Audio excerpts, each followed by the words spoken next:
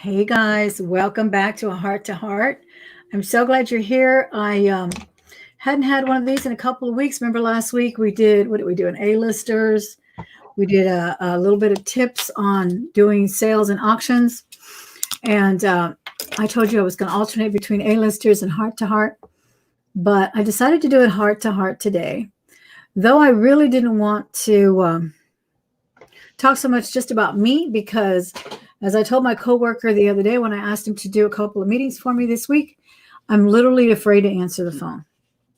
It's been horrible. It's been a horrible year. Many horrible things have happened. Many good things have happened too. So I try to stay on that peripheral, but it's kind of hard when, you attend 4 funerals in 1 year. But regardless, I called my friend Kelly, who also has a channel here on YouTube, or she called me the other day. We hadn't touched base in a while.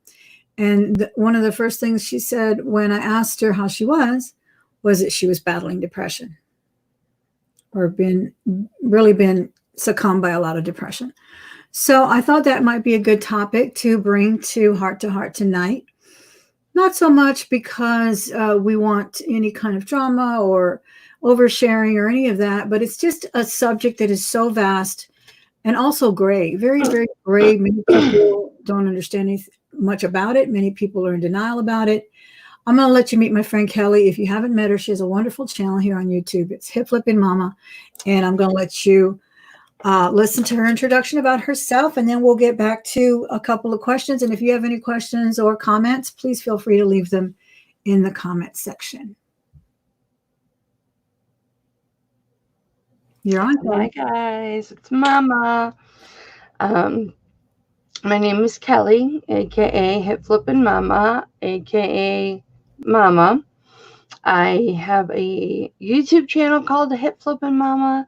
I do eBay. I've sold on eBay for 20 years. I recently branched out into Macari and Bonanza, and I do jewelry auctions every Wednesday night at 7 p.m. Eastern on my YouTube channel. Hi, Yvonne. I see your little loves. Thank you, baby. I love you too. And that's about it. And I did call Thelma because she's too stubborn to ever pick up the phone and call me. Mm-hmm.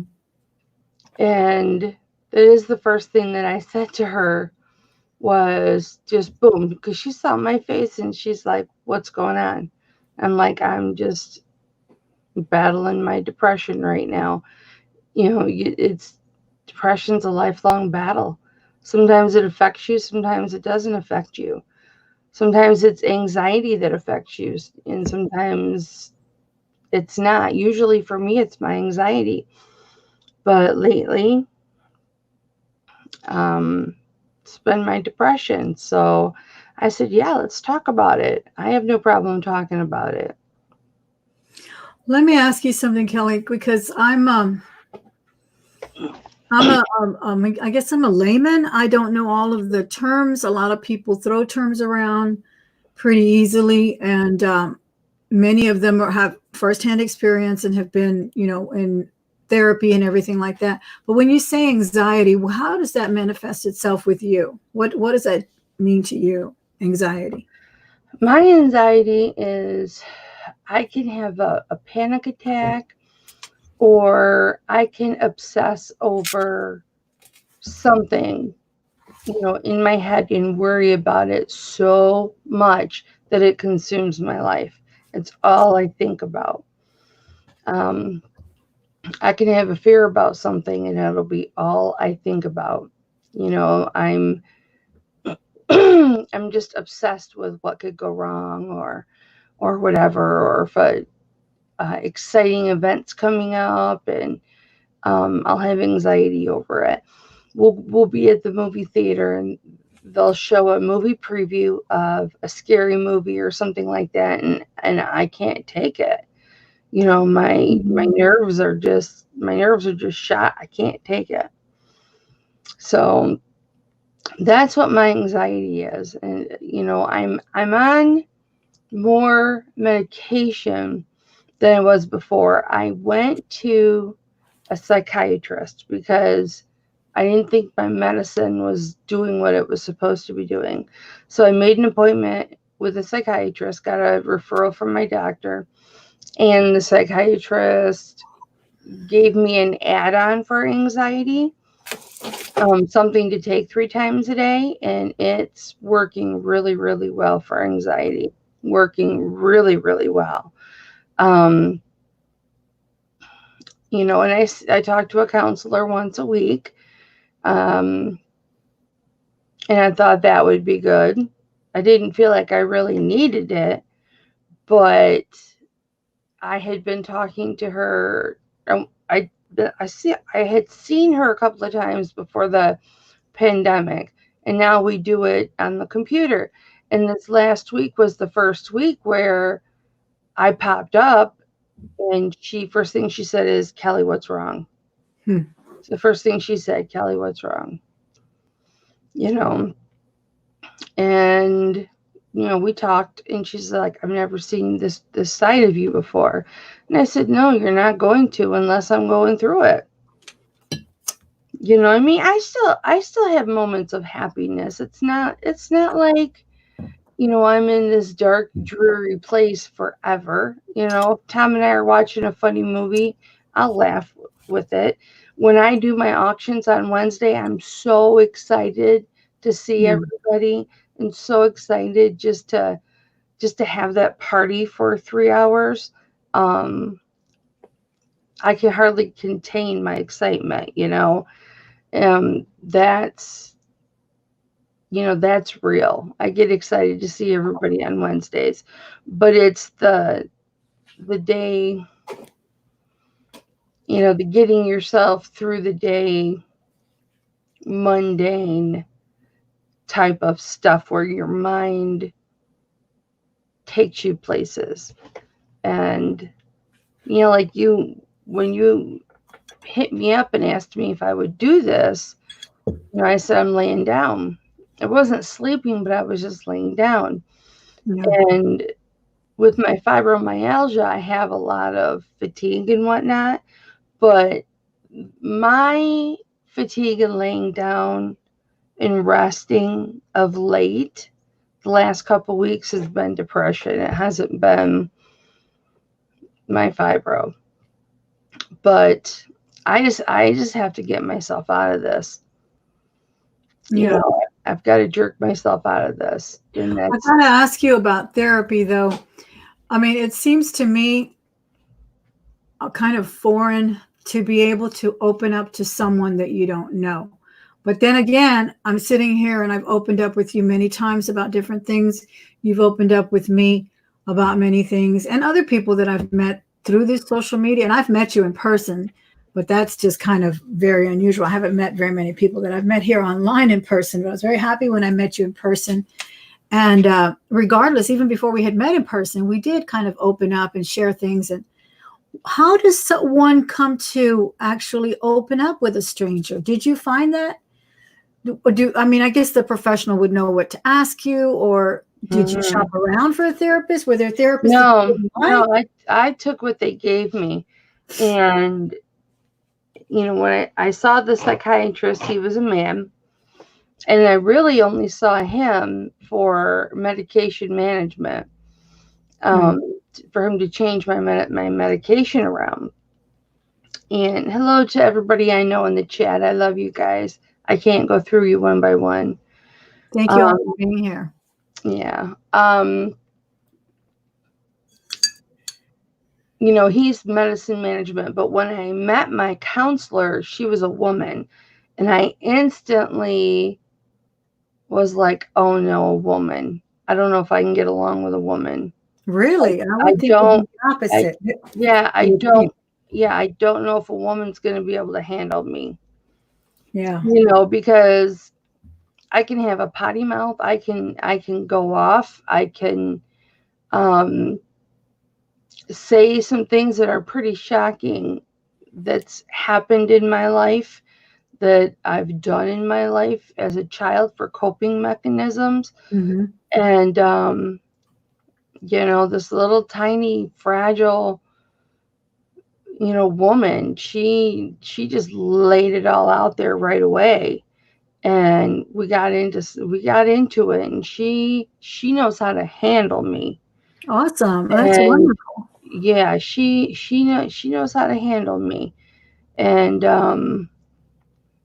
so I'm glad that I got her, because we can laugh when it's funny, and you know cry when we need to cry. So she knows how to handle me. I mean, I don't know. I've never seen a counselor before, so I guess that's what they're trained to do. So they should know what they're doing. But um, yeah, I like going to see her.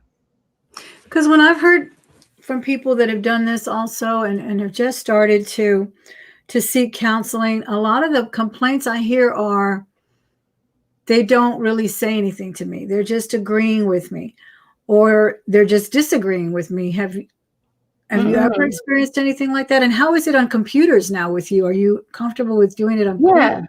Yeah. She asks me questions. We sat down, and the first thing she did was she would, it was just two chicks having a cup of coffee, and she asked me questions. I would answer the questions. She would ask a little more in depth about this, a little more in depth about that. And we talked about all the negatives in my life on my very first visit, you Good. know, and she got it all out of me. And then, each week we focus on what is occupying my mind that week. And then she'll say, well, what about this specific instance, or relationship, has that been affecting you this week? Or because as you know, I haven't seen my daughter or granddaughter in 2 years because my daughter took off. Yeah. I And know. I'm so sorry I about that. raised my granddaughter for 5 years, and um and then they're gone. And so that's been a hard couple of years. And out of everything that I deal with, that's the number one. It That's all goes really back to a that. hard thing. What's that? It all goes back to that. Yeah. But I mean, I had depression before that. Hmm. But it's a lot of things. It's just a lot of things that I have to juggle in my head that normally I can handle. Right. And but sometimes, with anybody who battles depression knows that there are times when you go dark, and it's not your fault. It's Yeah. not my fault. It just happens. It just happens, and you just have to deal with it. You've got to, you've got to get yourself out of it the best way you can, before you start doing self-destructive things. Yeah. Well, I'm glad you can see that. You can see the triggers that are headed that way, because that's I think one of the things that I struggle to understand and want to understand more clearly, because we're all surrounded by people who are in the same state of depression or Mhm. anxiety or bipolar or whatnot, and then And just that's different. what I want to know. I keep asking my counselor, "Do you think I'm bipolar?" And she's like, "We'll talk about that later. We'll talk Mhm. about that later." Because she'd only seen me up before. She'd never seen me down. Um, so I think I have an appointment tomorrow. I'm not sure. I gotta look because we got it kind of screwed around, because of the holiday and everything. Right. So she'll see me in a down state tomorrow. But it's not anybody's fault. It's just it happens. And one of the ways I knew I was heading down the rabbit hole was I stopped taking my meds. You stopped taking them. I stopped taking all my meds. Oh my I goodness. stopped, I stopped taking all my meds, and I take more vitamins than I do medication. Mm-hmm. But I stopped taking my depression medication and my anxiety medication and all my vitamins for like 3 days. I did because I just didn't feel like taking them, and that should have been my first clue.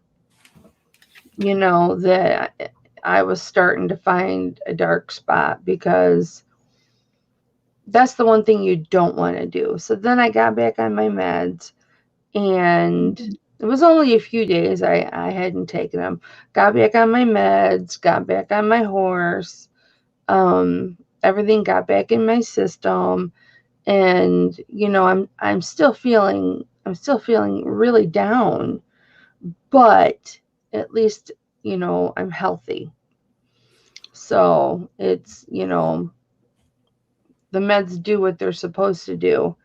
And I've taken meds for 25, 30 years for this, so it's taken meds is nothing new to me.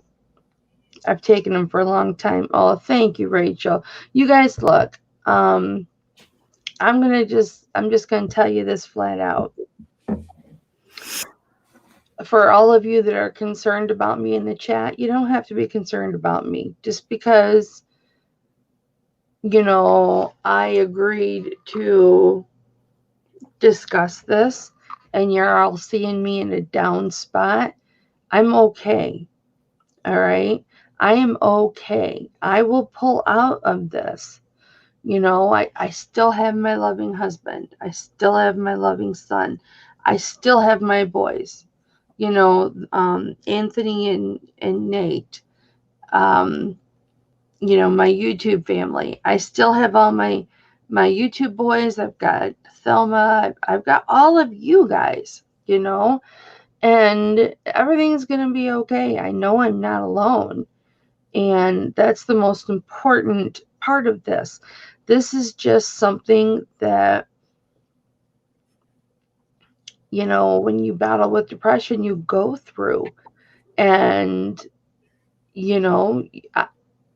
I just have to force myself to engage in life, because if I don't force myself to engage in life, that's how you get deeper into the hole. Mm-hmm.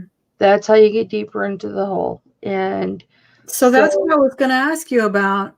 I feel like some people that I've known that I know have been diagnosed with different mood disorders sometimes become isolated, and they don't talk to family members, and they avoid family members, and it's just really general topic. Maybe they'll send you a joke in a GIF or whatever it's called, or a message, or just a real general message, but they never want to talk anymore. Like, well, that's the thing. That's the thing about me is, I've been having to take care of my mom lately and stuff, and she'll say, "How you doing today?" And I'm like, I'm dark today. She's like, "What?" Yeah. Like, I'm depressed. My depression's coming out. And she'll say, "What's going on?" Mm-hmm. Nothing's going on. It's just something I'm dealing with. She's like, "Okay." It doesn't. But she doesn't stop calling you. No. Yeah, and this is what I'm trying to say is, like, have you ever been where you didn't want to talk to anybody, and or maybe before you were married? How did you handle this kind of situation? Oh, I had such a tumultuous childhood. So now you don't want to ever. I had great parents individually.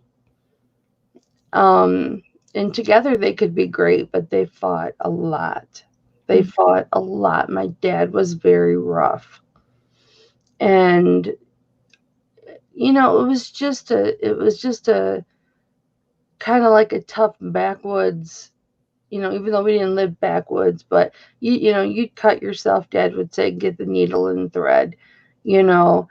you break a bone, he'll set it for you. You don't go to the doctor. You suck it up and things like that. And you develop a pretty good pain tolerance, and you didn't talk about stuff. So how did you go from that upbringing? And I know you went to college late in life, as did I. But so what prompted you to say, well, maybe I need professional help? Maybe meds would help me. When did you get there?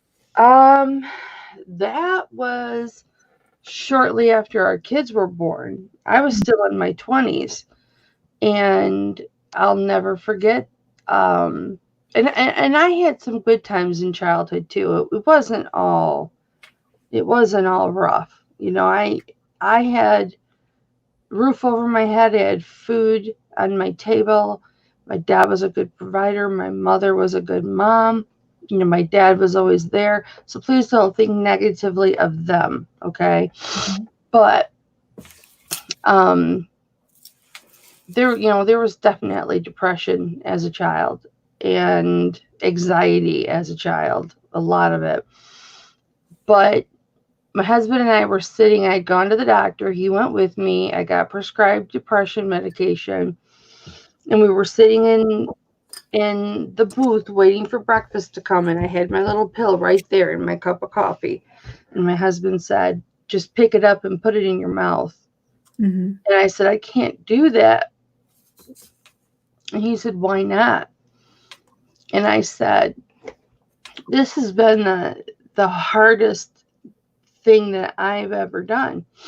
I said, because if I put that in my mouth and take it, it means I'm not strong enough. It means I'm weak. It means that I couldn't handle it. I failed. It means that I failed. And he said, babe, all it means is that you're willing to help yourself. That's true.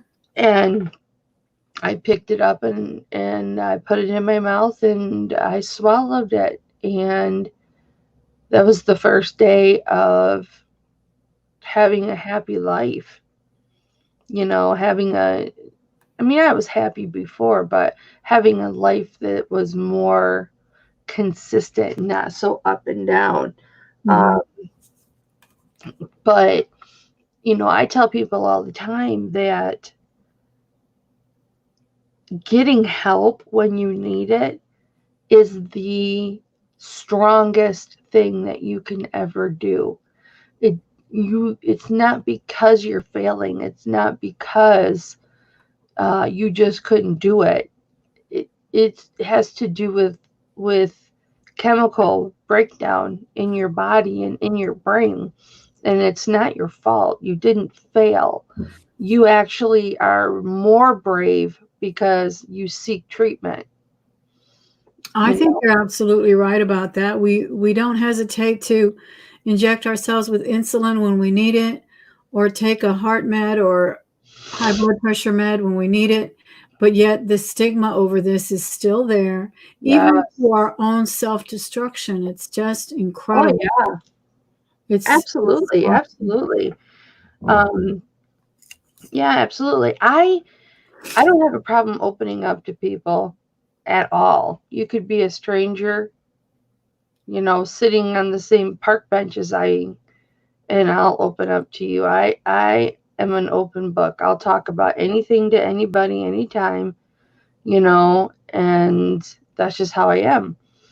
And, this is what I tell people all the time when they say, what do you do about your depression? Mm-hmm. And I said, the first thing is you have to seek help. Like when I was going to go to a psychiatrist, somebody said, well, don't tell anybody. And I said, what do you mean? And she said, don't tell anybody. And I said, why? When you go on YouTube, don't tell anybody. And I said, first of all, I think that's why we all fell in love with you, Kelly, is because you were an open book from day one. From day one, I think the very first video I saw of you, you were talking about your Adderall not Yeah. kicking in or something. I was like, I couldn't change the channel. I couldn't click, Well, scroll forward. I just was mesmerized by no, someone that was so honest. the first thing that I did, we were doing a working hangout, and I was like, "Hey guys, guess what?" And they're like, "What?" And I'm like, "I got an appointment with my psychiatrist." And they were like, "Really? Why are you going to see a psychiatrist?" I said, "Because I don't think my meds are right. I think that there's something better that will help my anxiety. There's something better that will help my, why I'm so scared all the time." Because I hadn't been in a dark funk for many years. I have Mhm. not been in a dark depression in many, many years. So this is not something that happens to me all the time. It's my anxiety that I deal with. Um, but I was all excited about it, and as the weeks would go by, I'm like, oh, 4 more days, and I get to go see my psychiatrist, and I went and saw him, and That's good that you look forward to it like that. You know that help is yeah, there. That's I awesome. did. I was excited, and Yeah. people were, of course, thinking, Kelly, you're weird. Kelly, Not at all. you're weird. Not at all. I've known people, one of my neighbors actually, who would tell me I need, finally got help, the help I needed because I would spend 4 days in my bed. I Yeah. would not come out for 4 days and things like that. Or I started drinking and abusing alcohol and things like that. And it was either the alcoholism or the sleeping, and because you didn't want to face this demon. Yeah. So you were definitely on the right track. Yeah. And then he put me in the hands of the counselor that works with him in his office. And we're just talking at this point. We're just talking about stuff at this point. Mm-hmm. The added anxiety medicine has worked wonders. It really has been nice. It's been good. They did an add-on to my doctor did an add-on to my depression medication, but it makes you gain weight. And so I gained 30 pounds in 6 weeks, and I thought there was something wrong with my thyroid. So I Mm-hmm. went back to the doctor, and instead of the doctor saying, hey, the side effect is gaining weight, we did all these tests and everything, cost me $150 in copays. And he could have just said, the medication makes you gain weight. That's what my psychiatrist said. He goes, oh, no, you can't take that anymore. He says, you're already big. You can't take that medication anymore. It will make you gain too much weight. And I was like, son of a bitch. I was upset.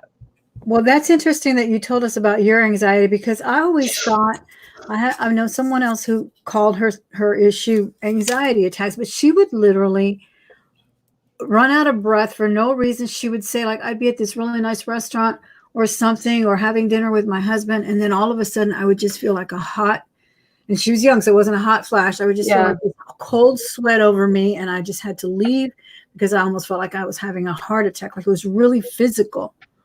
So I guess it manifests itself different ways with different people, and they still call it an anxiety attack. Yeah, well, my anxiety attacks are different. Mary, it was Cymbalta. I'm pretty sure it was called Cymbalta, the generic version of it. My anxiety attacks are, I get paranoid. I think everybody's talking about me. Yeah. And I don't know why. I don't know why I feel that way. So Are they unfound saying fears, something bad about me? And unfound fears, maybe even phobic almost. Yeah. And I have also encountered people that one thing goes wrong, it means everything's going to go wrong. They run out of printer ink, they're going to lose their job. That kind of thing. Abilify. I'm sorry. It was Abilify. Abilify. I apologize. Some questions? Yeah. Yeah. Well, thank you for answering that. Yeah, but I know what you mean though. And it can be different, at different times. I can have an anxiety attack in the movie theater just watching a preview of a movie that's very suspenseful, and the music and everything. Mm-hmm. My husband will turn on, and he'll do this, and he's like, I don't understand it. I don't understand it. Mm-hmm. Sometimes I'll get up and leave because it's it's too much. There's just certain movies I can't watch now that I'm on that other medication and I take that 3 times a day. I can take it if I feel like I want to. If I feel like I need to, I can take it 3 times a day. That really helps. So I've even watched suspenseful movies now, and I can enjoy them. So that's been nice. Exactly. Let's see if we have any questions in the chat. I know you addressed someone was asking about a medication. This is your testimony. Hang in there. Sometimes it takes a while. They're saying, I started getting panic attacks, and that's exactly what happened to me. I was in a restaurant, and I just had to get out and get fresh air. I felt like I was going to die. Yeah, it is. It's how luckily I've never felt like I was going to die. I just kind of feel like everybody's turning on me. And that's why I said I feel paranoid. Right. I feel unsafe. And Kim says she completely shuts down and wants to isolate herself away from her children. It makes her feel horrible after that as well. Really depressed. Don't feel bad about it, Kim. Every mother needs time to themselves, because if you can't take care of yourself, you can't take care of anybody else. Don't feel bad about needing time to yourself. Someone else The is doing anxiety part, teletherapy. Kelly, is the anxiety part of the Meniere's? Because my son has bad anxiety. No, they're not related. Now, sometimes the tinnitus that comes with the Meniere's, and that's the constant ringing in your head, sometimes that can be frustrating. That can be frustrating, which leads to you're irritable, and you're just sick and tired of this, and why do I have this? And it definitely changes how you live your life. You talk louder because you're talking over the ringing in your head. Mm-hmm. You can't sleep, you can't fall asleep because you don't have a sense of silence. There is no silence. um, you don't have a very good sense of balance when you have Meniere's, and it's rough. It's really rough, but I don't ever sense depression over it. I can't ever say this is what caused my depression. This is what caused my depression. That's what I'm saying. That's what the difference is. I think people, they really need to differentiate, and I need to remind myself of the differences between a state of sadness, let's say the loss of a loved one, Which you've been going through. and then that can be a trigger that can trigger a deeper depression that you will never get out of, or that you need to work on getting out of, rather. Yeah. But there's definitely that difference, and where you can almost compartmentalize that, as I've spoken before about the issues in my life right now, and then get up and do what you have to do, and then you go visit your grief again. But there's a big difference where you don't want to leave your room for days. I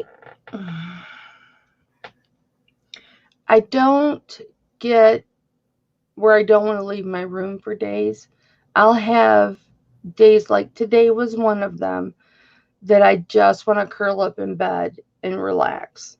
I got up, I did my cleaning in the house, I came in, I sat down, I did my normal working hangout with the boys on StreamYard, and we were doing our own thing, and doing our jobs.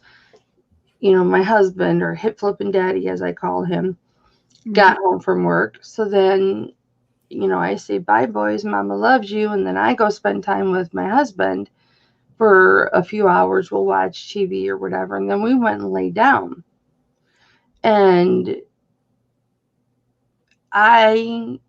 we laid down for about 3 hours, and he got back up. He took a nap. I didn't take a nap, but I just laid there. And then I laid there for another 2.5 hours. I didn't feel like getting back up. I wasn't going to work anymore tonight. Now that I'm in here, I might, but I didn't care if I spent any more time with him tonight because I had already spent time with him. The only thing that got me out of bed was you called. Yeah. Yeah, and I called because, like I said, when I called you the other day, and I've just never, and I love that you were so honest enough to just say that I'm depressed. I'm battling this depression. Because my question now is, what do you do for someone that you know has this issue, but they don't talk to you, or they don't even want to tell you how they are? They don't answer your calls. Do you persist? Do you insist?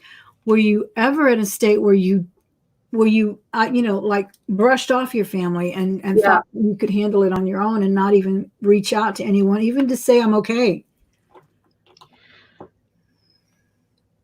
I had it was about 1.5 years ago.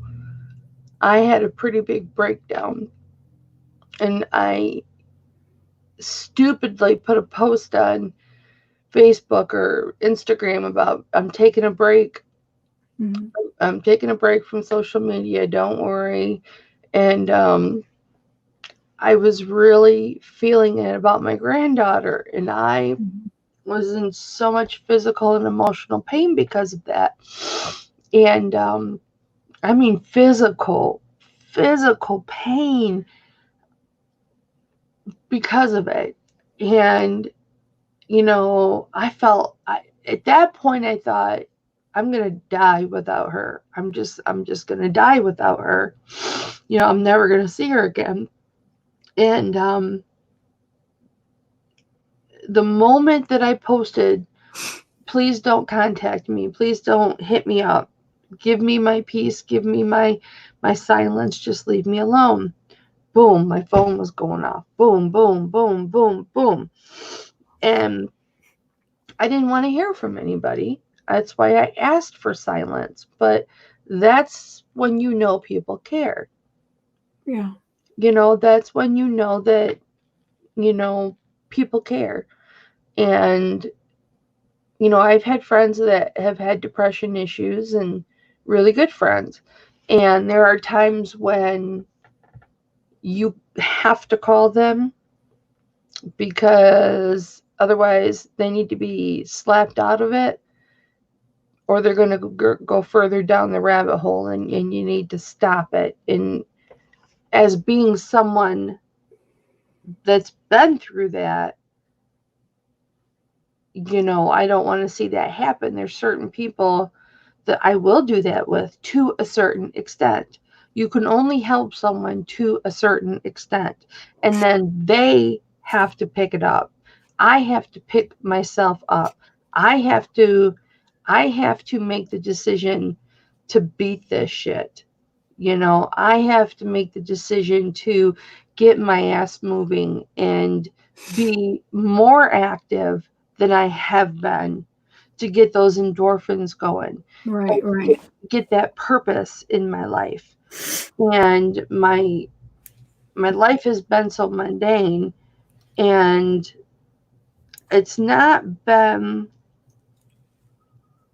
because of the pandemic. I've loved being, staying at home and all that.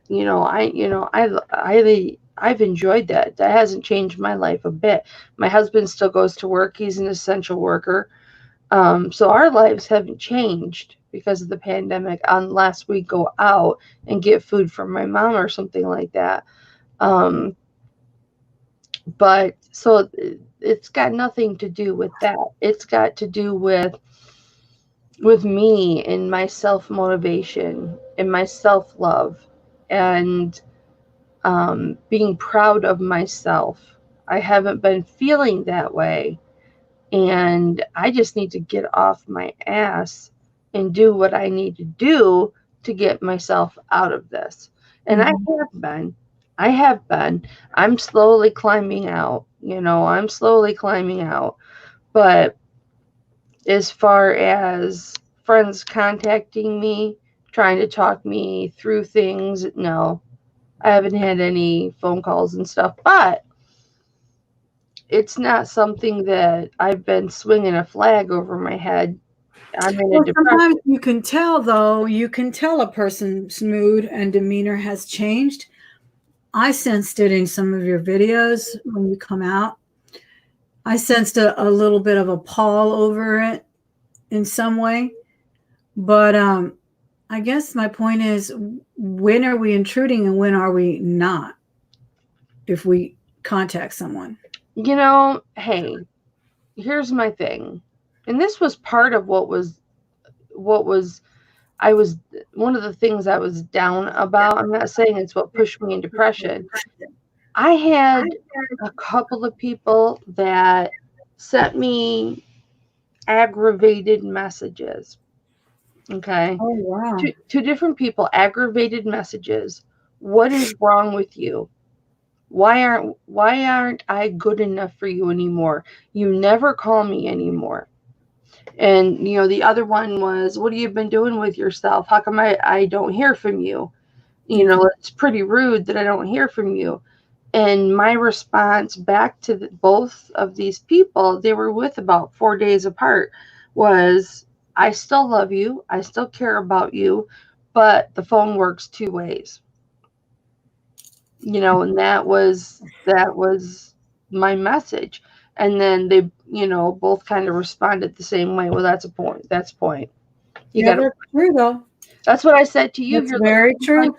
what are you doing? I never hear from you anymore. What did I say to you? You could call me. Right, right. That's true. And I got asked too about not just you, but other people who also deal with pain, physical pain from ailments. On top of that, I mean, Yeah. I just don't even know Thankfully, how you thankfully, see that. my fibro is manageable right now, so it's not like I have to worry about that. Right. So that's, thankfully, I'm not dealing with that flare up or anything like that, along with the depression. And I don't really have depression over my fibro or my health issues. Um, those are just things to deal about, two things to deal with. Those are physical things. My emotions and depression is more on emotional things than the physical. So Have you had to change medicines often? no, not often. No, Well, that's no, good. I was on the same medication for probably 20 years before we added the Abilify, and that was just a couple months ago, and then I was Mhm. only on that for 2 months, and then the psychiatrist took me off it, and then he gave me more anxiety medication. um, and I said that um, I haven't been depressed in such a long time, so I deal with depression, but I haven't had any episodes or anything for a really long time. And I haven't been down that dark hole in a long time. But if I go off my medication, then I would. um So your number one concern is not the physical pain no, because it's manageable. I'm Well, used so is to the it. depression right now. And how are you finding again the online world that we find ourselves in now, even with the COVID, or because of the COVID that we're having to do computer therapy? Is that okay? Do you find it good? Yeah, yeah, it's her face is right there, I'm right here, and it's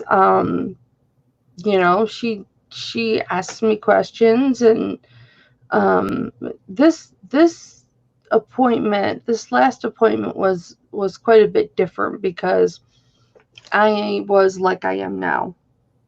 You know, this is not how people are used to seeing me. Because I'm always up and happy and cheerful um, and I can still be happy about things. And, like when you said I went to school and graduated, blah, blah, blah, I kind of, threw up some signs because I'm proud of that. But, um, she knew I was down. She was surprised because she'd never seen me like that. And so now this is just another thing that we have to work on. But, I'm crawling out of it. I'm crawling out of it. As long as my husband acknowledges that it's something that I'm dealing with, which I told him, and he gives me the space I need to take care of myself, like not pestering me because I laid down for 6 hours today. You know what I mean? Not giving me, crap for that. Because normally he'd be like, Kel, you slept the whole day away, or you laid down the whole day.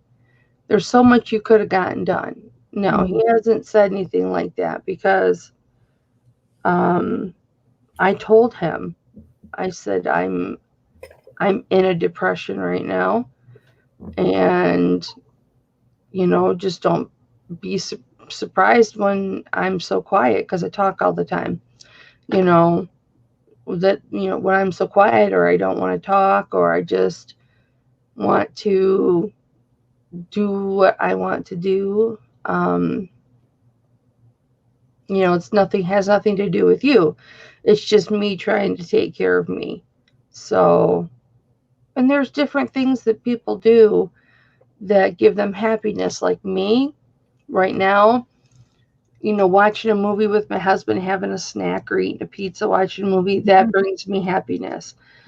Hanging out with my boys in a working hangout, Nate and Anthony, that brings me happiness. So much happiness, because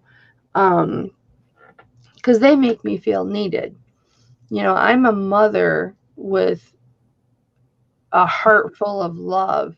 And that sense of needing is very important. Yeah. And I think that's why the elderly succumb to depression too, when they just don't feel like anybody values anything about them. And it's such a shame, because in other cultures, it's not that way. The elderly are revered, and rightly so. And so that's really good. Exactly. Well, my son lives in a different state now. And who knows where my daughter is. And I don't have any other grandkids. And so for someone who was so needed for so long, I'm no longer needed. Nobody needs me. And the boys make me feel like I'm needed. So that's what I get from them. Well, I'm glad you found that there. And you've also, with one of them, you have the Bible study too. And yes, Anthony. I think faith is an awesome thing for us to help us absolutely well. Yeah. To believe, definitely believe in something that you don't see, and hope with and find a kindling, like a kindred spirit with others who believe the same way is always a wonderful thing too. That's what Val just said. Texas Val, Bible study with you and Anthony makes me happy. I get so excited before Bible study. I can be in a depression, and then it's Tuesday, like tomorrow we'll have Bible study, and I am just like just hopping in my chair because I'm so excited to do Bible study. And it's just like everything goes away. I mean, I know that I'm not better, I'm not cured. I still have that depression, but this is something that I can find happiness in right now. And so that's true excitement. That's true love. and true faith, and Mhm. praise Jesus, because he gives me the strength to deal with this, and that is so important to me. It I don't know really is. where I would be if I didn't have that. It really is, and I'm glad you found that. Even here on YouTube, you found that there are different people with different commonalities. It has Mhm. helped, and you're helping others. They Mm. get something out of it when they watch you as well. Also, just the fact that you have insurance and you're able to also buy what you need, buy your treatment. There are so many of us who don't. Yeah. Who struggle to either buy the soup or buy the meds. Oh, I So, know. a lot to be grateful about for definitely. I'm very grateful that I have a wonderful insurance plan through my husband's work, that I don't have to worry about, um, because if for some reason we lost our insurance, I wouldn't be doing it. I Mhm. wouldn't take my depression meds. I wouldn't be taking any of that stuff. So I'm very grateful that I have the ability and the funds, that I can, Exactly. I take a lot of organic supplements. Like, instead of ibuprofen, I take large amounts of turmeric, and that totally helps with inflammatory. And so I don't need to take the ibuprofen, which is How do you take the turmeric in pill form?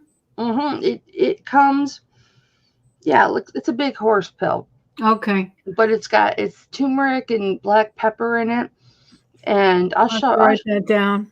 I'll show you the kind that I get after the show. And the reason I was asking about chronic pain, because I don't have chronic pain, honestly, but I've heard a lot of people do. And, especially as you get older. But last night I went to bed. I could not even get in my bed. I Yeah, was you told sitting me. on the sofa doing invoices and things like that. And my husband said, "You should not sit on that sofa. The sofa will cause a backache." I could not even get in the bed. And Hmm. I don't even take aspirin. I rarely ever take, well, I grabbed two, I think Advil PM, because I just could not take it anymore. Yeah, But if there's other things where I wouldn't have to depend on that, that's a good thing. yeah, Turmeric pills with pepper. But yeah. and the thing is, I went to bed depressed because I was in such pain. It was just, it makes you feel like, oh my gosh, I'm so old. I'm getting so old. I won't even be able to get out of this bed tomorrow.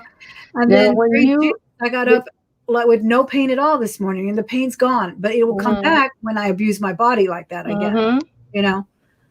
Kathy But Phillips says, "Isn't it fun to hurt all the time?"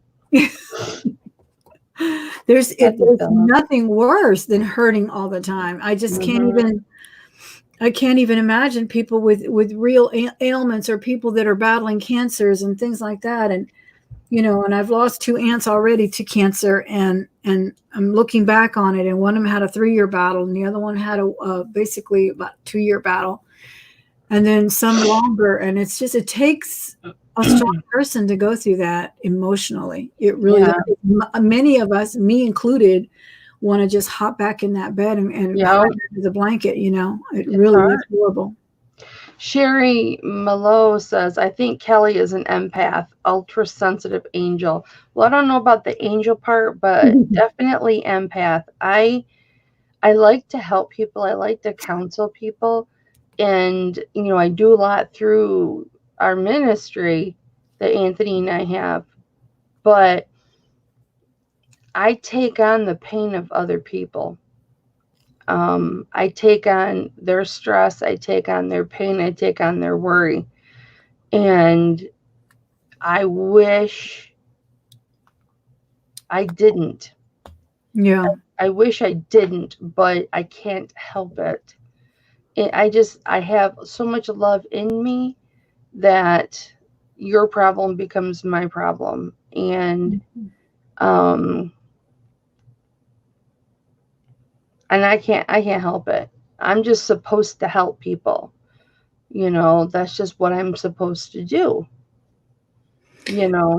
Anybody out there listening, if you don't have insurance and you don't have a way that you know of to get medicines or even treatment or diagnoses, please visit your state hospitals. If you go to the nearest biggest city, go to the social pages, call and find out about state hospitals and things that you can get. It may take a whole day of standing in line to be seen, but you will get what you need. So don't ever think that there's not help out there. There will be.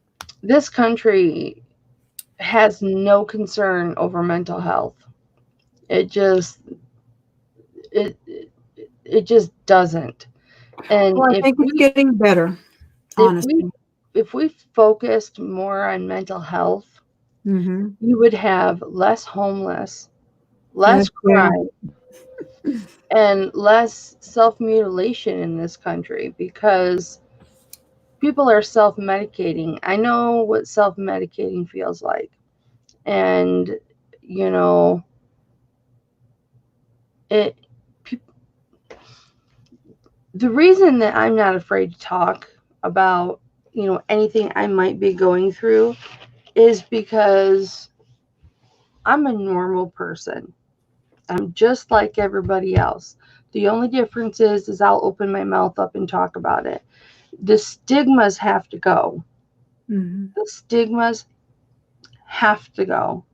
I'm still the fun-loving, funny, crazy, I'll say anything person. I'm just in a rut right now. And only I can get myself out of this rut.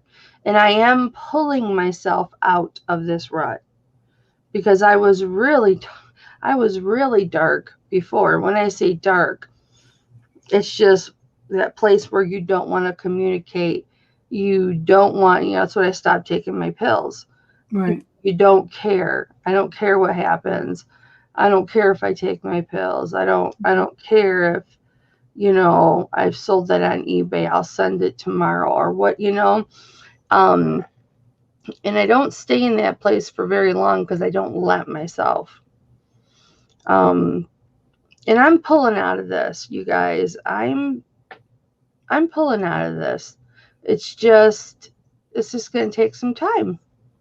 I think there has been a change in attitudes from when, let's say even 10 years ago, because I do work in the school systems and I do run across kids that are depressed. I mean, depressed. Right. Middle school depression is a real thing. Oh, yeah. And the things that they're dealing with in inner cities, and that's in quotes, okay, inner cities, because yes, I have children that are from lower incomes, but I have children that are from higher incomes too. And they both can suffer from depression. It doesn't matter whether they have the latest phone or whether they don't even have a house phone.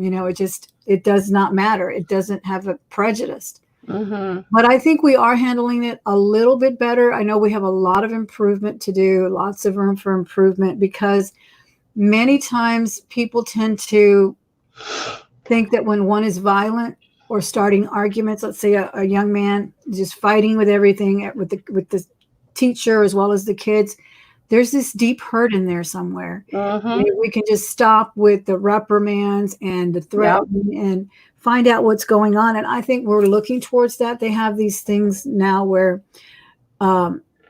suspensions and expelling the child is like the last thing we want to do. Mm-hmm. So they really are looking into that. But I also feel like sometimes they're more concerned with sexual innuendo and showing affection in the hallway than someone making a violent threat.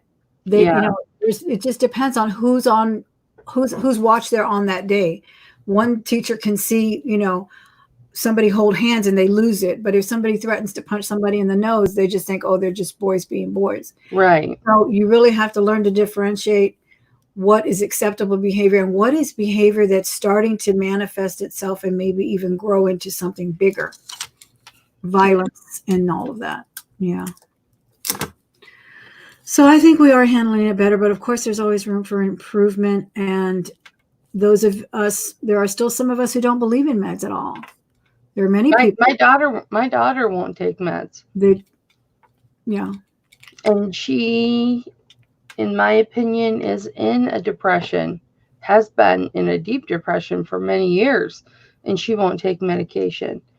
Sans part of why she's done what she's done, you know.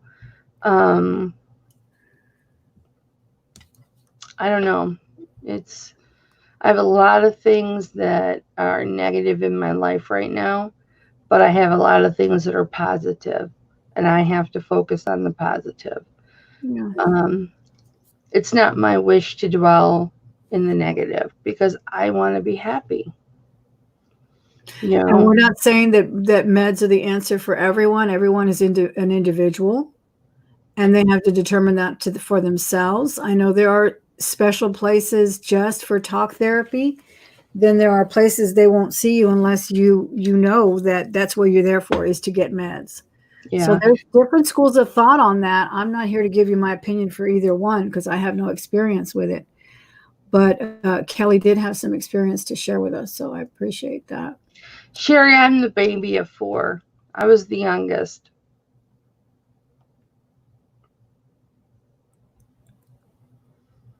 Lisa's here giving love, sending love as well. Mm-hmm. So let me see if there's any other questions. Sherry says she used to cut herself before meds, so for me, meds are needed. Right. So, and when I was growing up, my form of self-mutilation was I had a specific tree that I would punch, and I had a specific brick wall at my school that I would punch over and over and over again. I would punch this tree over again. And, I hurt my hand about, I'd say about 8-9 years ago. Mm-hmm. And I went to the doctor, and first thing he said when he came back in, he said, "You have over 20 old fractures in Oh your my head. goodness. And these are old fractures. How did you get these? Was your hand crushed at some time?" And I said, "No, I used to punch things." And that's how I dealt with what was going on in my life. So I understand self-mutilation. I've never cut myself or anything like that, but I can understand how people do it. Definitely. I don't punch things anymore. I'm a big girl now. Mm-hmm. But I was just a teenager in high school and stuff when I used to do that. So how soon after that did you start looking into getting medical help, professional help? Well, that I was still living with my parents then. My husband and I got engaged on my 18th birthday. We moved in together a few months after that, but we didn't get married until we were together 4 years before we got married. So it had to have been 95 was when I decided to take the plunge and go on antidepressant medication. So how long ago is that? 25 years ago. And that's when you were sitting at the restaurant and you were afraid to actually take the first step. Mm-hmm. Scariest thing I think I've ever done. The hardest thing I think I've ever done. And that includes childbirth. And I think so many people are right there. Right there. They're afraid to dive in, kind of like when you first learn how to swim and you have to dive off the diving board and you just have to do it. And it was the best thing I could have did. I was just terrified. You have to get out of the mindset that, it's okay to take medication. Right. There's nothing wrong with taking medication. It means that you are strong. It means that you are brave enough to take care of yourself. It does not mean that you failed. It's the exact opposite, because it takes a brave person to help themselves. It's so much easier to light a cigarette and drink a beer for some, right? Yeah. I think a lot of people say, well, that's acceptable. That's the way I can, handle my nerves. So I think it's really important that you said that, and that we probably can close with that if we don't have any other questions that you see that you want to answer. But I think that's a really, really salient point that we should end with, is that don't be afraid to ask for help. Don't be afraid to accept the help once you've Yes. reached the point where they're saying to you, this is what I think will help. Then you still have to make that next move. Yeah. You still have to make that next move, maybe the hardest move. Yeah. And I don't know. And I just hope that we can all have someone to talk to, even if it's your neighbors, your friends, your online friends, Your pastor. the Bible study that Kelly has on this wonderful medium called YouTube. Anthony is All that is so important. Anthony's my pastor. Awesome. You know, he is who I talk to and pray with, and he prays for me, and we pray for each other. That's amazing. Yeah. Well, I think let me just look and see if we have any other questions. Kelly, if you see any, if not, we'll sign off. But I think we had a good heart-to-heart today. Praise Jesus. Amen. And you guys, don't worry about me. I am going to be just fine. I am going to snap out of this. Every day will be better than the day before. And nothing bad is going to happen to me. Okay? So please don't worry about me. I'm just being honest in that this is something that I'm dealing with right now. I've dealt with this other times before and didn't have the platform of YouTube to share with other people. And, I'm not ashamed of it. I'm happy to share it, because I know there are so many other people that go through this too. And the best thing for somebody who is suffering with something is to talk to somebody else that's suffering with the same thing or something similar. Mm-hmm. And then you aren't alone. You know that you're not the only one. You know that you're not crazy for feeling the way you feel. So don't be afraid to talk to people, because there's absolutely nothing wrong with you. It's just something that you have to deal with. Do you also recommend continuing to reach out to people that are possibly suffering from this, at least to send a text to let them know you're thinking of them or something like that? Maybe not fall for the isolation curtain that they put up. Yeah, you can just, reach out and let them know you love them and that you're thinking of them. And, if there's anything I can do for you, please let me know. And I mean that. Please let me know. Just offer your love and assistance. If they take it, they take it. If they don't, they're not ready for it. But if you have someone who you think might harm themselves or, do something drastic, then definitely, butt in where you don't belong, because, Right. depression takes people's lives. And, yeah, it does. Thankfully, I don't have that deep of a depression, but, yeah, just get rid of the first stigma about not talking about it. Right. Big freaking deal. Exactly. I've got depression. I'm in a depression right now. Big freaking deal. I'm not going to be in a depression forever. Every day I feel just a little bit better. Every day I add just a little bit more to my docket that I do. before I give myself my rest time. You know, and that pulls me out. Yeah. That, you know, it just, you have to do what you have to do that gets you out of your funk.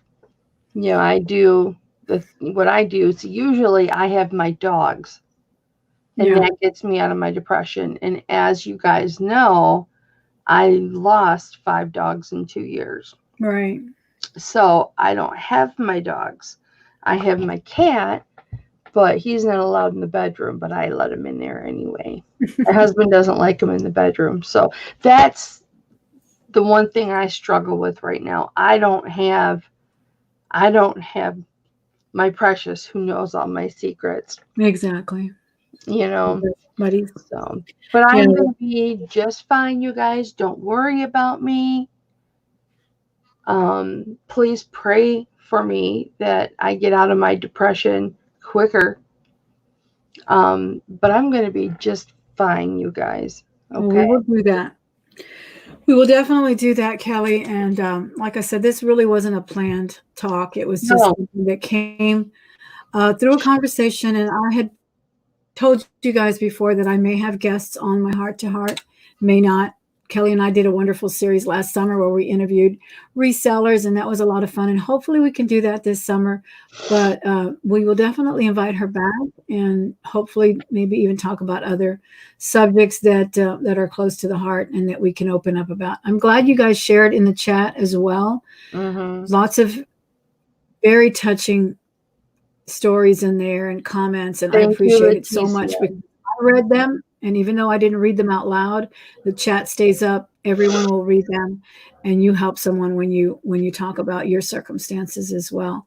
But thank you, Kelly. I'm going to link her channel, guys, so you can watch her auctions on Wednesdays. You can watch her ride-alongs once she starts that up again, and whatever else she puts out there, and her Bible I've study. got a ton of jewelry sitting in front of me that has not been processed yet for the auction Wednesday. Oh, what is that?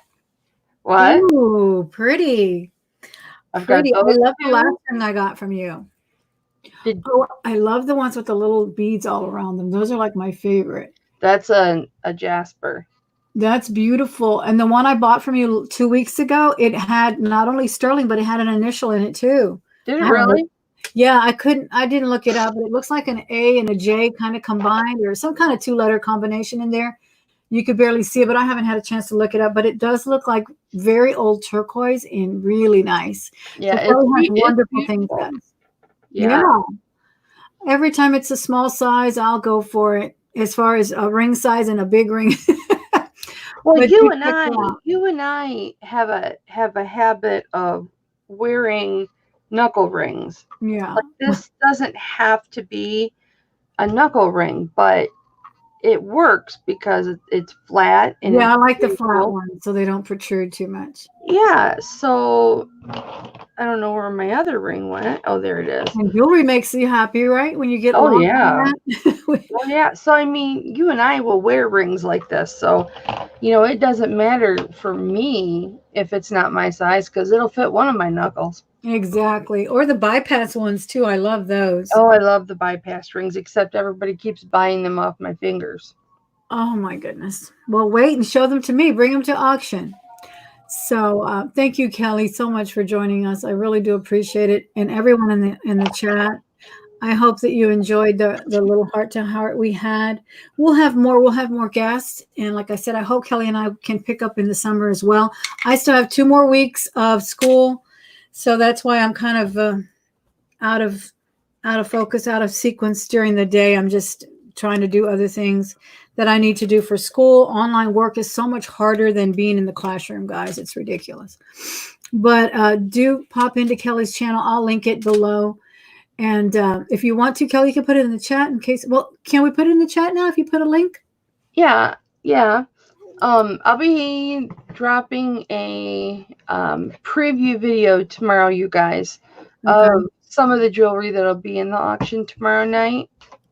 All right. Yeah, I've been taking a look at those. I missed a couple of things last week. I was out thrifting when you started, but It starts what time again? Central time, 6 Central, right? It's 6 Central, 7 Eastern.